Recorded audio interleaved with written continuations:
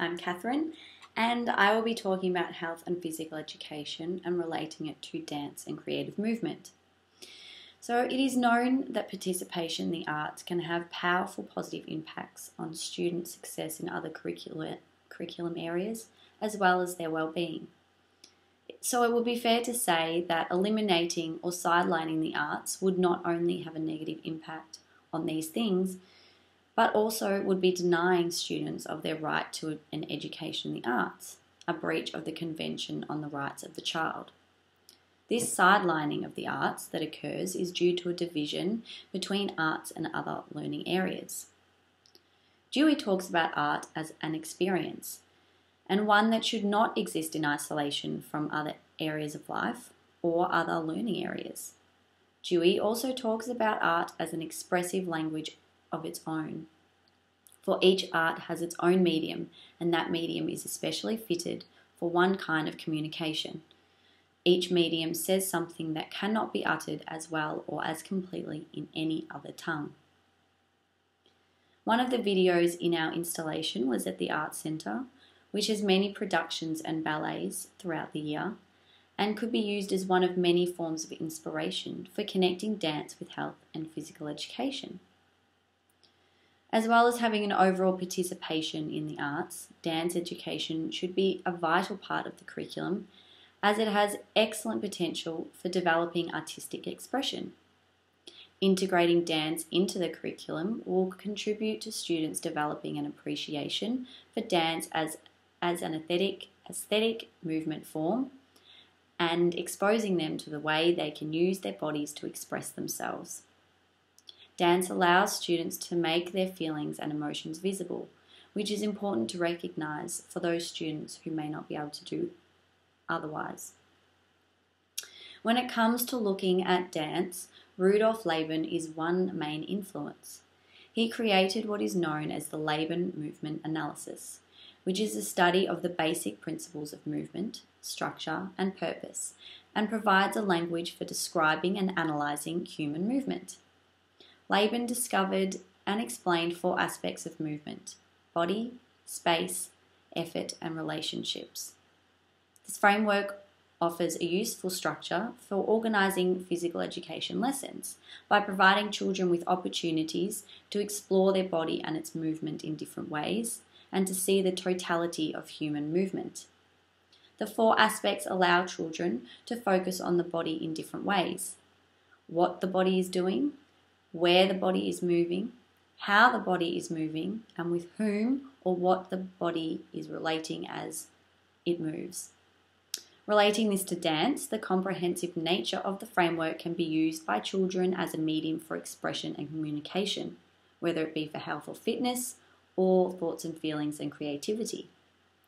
Furthermore, linking this to health and physical education, one dance performance can bring together muscle fitness, flexibility, and cardiorespiratory endurance. Students can begin to understand and develop an awareness of concepts and benefits of health and physical fitness. It is important to acknowledge that dance and creative movement can be connected to health and physical education at any year level within the Australian curriculum.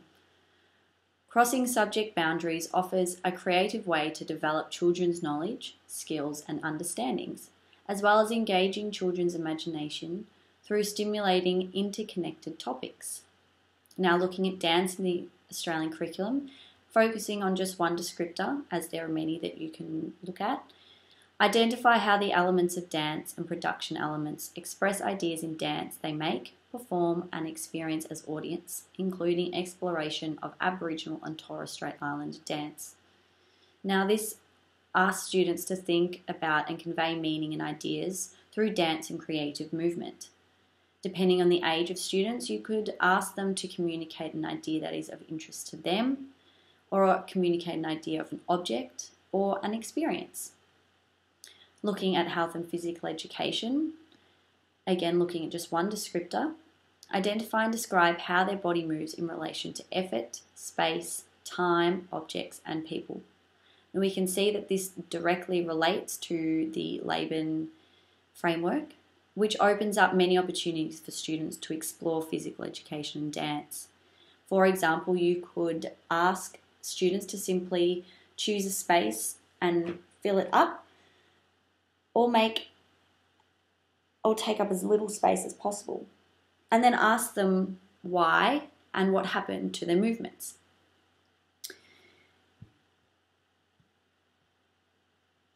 Other possible activities, you could find inspiration from things around you, ask students to find inspiration from things around them, and use these interests to choreograph a dance.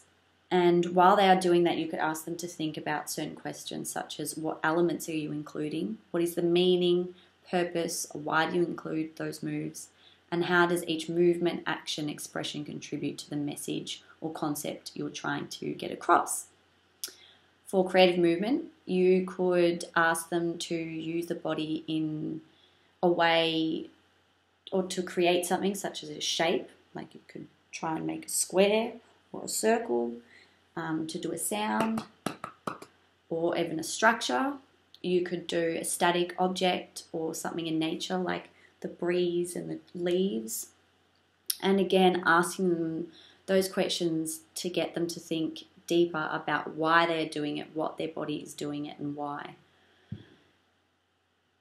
Other possible links to curriculum areas might be language. For example, students could explore dance in other cultures, where and how it's used, such as celebrations, birthdays, possibly a death even.